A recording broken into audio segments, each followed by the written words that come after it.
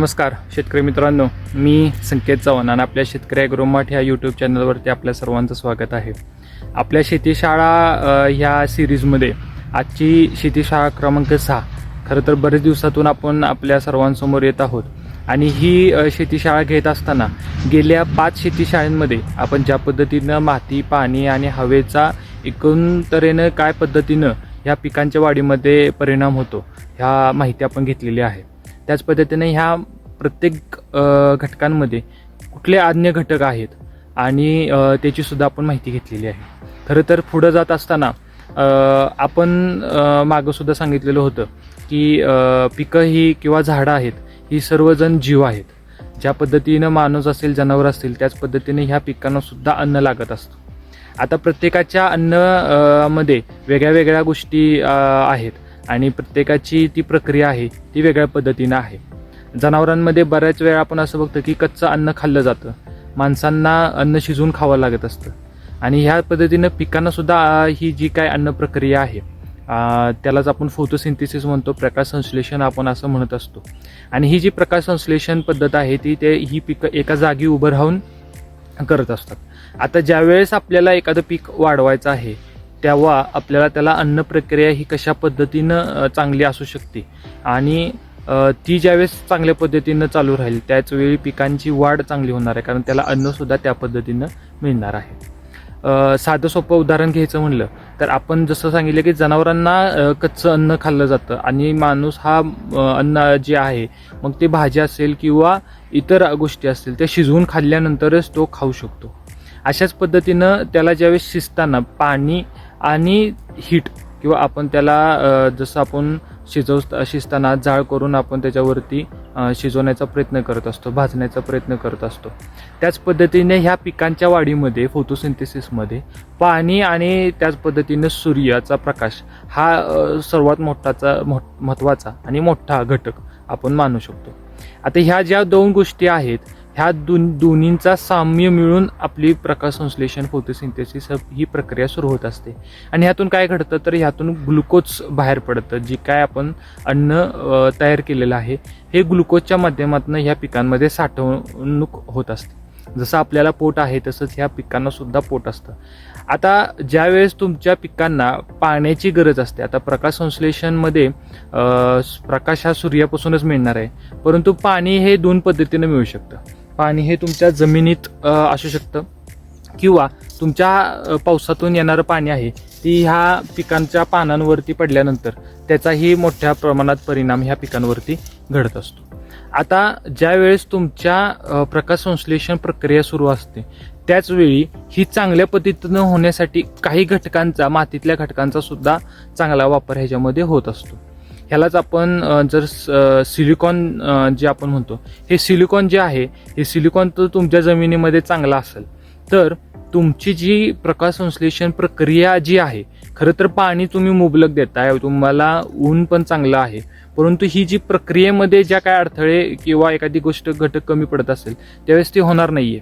तर त्यावेळेस तुम्हाला समजून जायचं की आपल्याला सिलिकॉनचा घटक जमिनीमधला कमी आहे आणि त्यामुळं फोटोसिंथेसिसची प्रक्रिया जर चांगली नाही झाली तर पिकांमध्ये वाढ चांगली होत नाही. आता हे कशा पद्धतीने ओळखायचं तर शेतकरी मित्रांनो, एक साधी सोपी गोष्ट आहे की आपण ज्यावेळेस उन्हाळा आहे त्यावेळेस हीटचं प्रमाण जास्त असतं आणि पाणी आपल्याला वरून मिळत नाही, पाणी आपल्याला जमिनीच्या खालूनच आपण देत असतो. पण ती जर उलटी बाजू बघितली तर आपल्याला पावसाळ्यामध्ये वरून सुद्धा पाणी मिळतं आणि जमिनीतून पण पाणी मिळत असतं.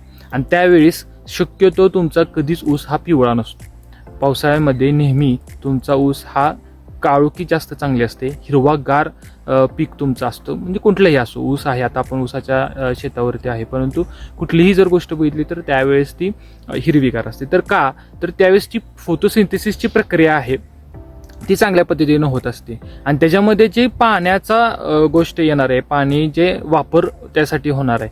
जर आपण एखादी गोष्ट असं समजून चाललो, आपले जेवण करताना आपल्याकडून जर पाणी कमी पडलं तर आपल्याला त्यावेळेस जी अन्न आपण करणार आहे ती शक्यतो जास्त करून जास्त भाजल्यामुळं, जास्त हीट लागल्यामुळं ती त्याच्या रूपांतर परत राखेमध्ये किंवा ते जास्त दिसून येतं.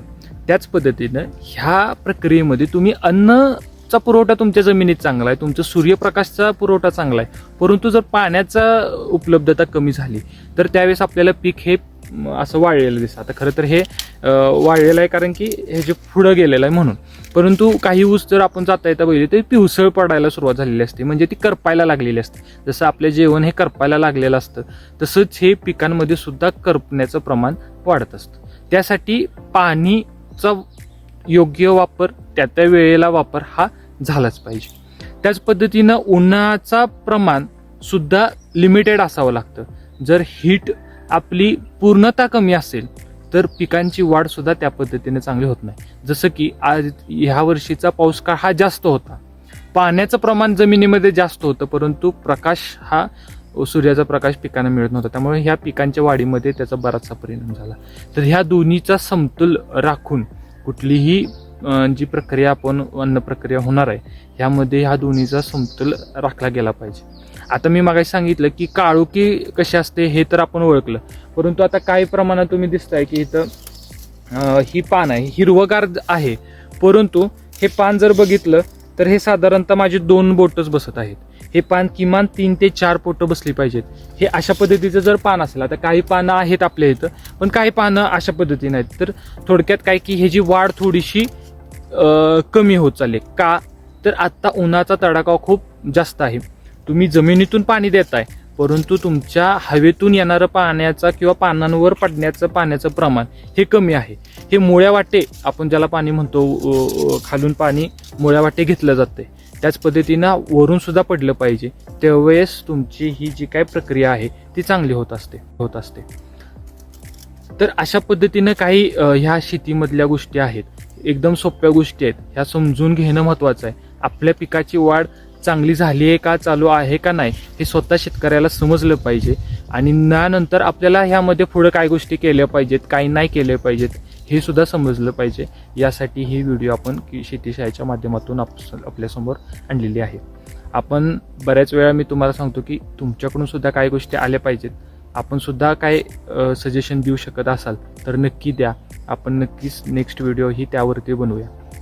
त्या संदर्भात आपण काय असतील ते गोष्टी कमेंट्समधून मला कळवाव्यात ही विनंती करतो आणि धन्यवाद.